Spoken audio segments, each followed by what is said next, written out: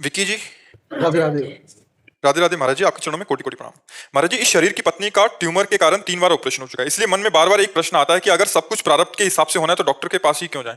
क्योंकि उससे हमें और दुख होगा ना, हमारा पैसा खर्चा होगा, हम दवाइयाँ लेंगे, बार बार परेशानियां भोगेंगे, तो उसमें भी प्रारब्ध तो क्षय हो रहा है। तुम नहीं जाने की बात सोचोगे, तुम्हें जबरदस्ती जाना पड़ेगा, जाना ही पड़ेगा, क्योंकि तुम्हारा पैसा खर्चा होने का भी तो दुख होना है, तुम्हारी दवाइयाँ लगने का भी तो दुख होना है। बार बार ये करवाओ, MRI करवाओ, अल्ट्रासाउंड करवाओ, CT स्कैन करवाओ, इतना रुपया, इतना डॉक्टर की फीस, ये दुख कहाँ से भोगोगे? तो भोगना तो दुख है ना।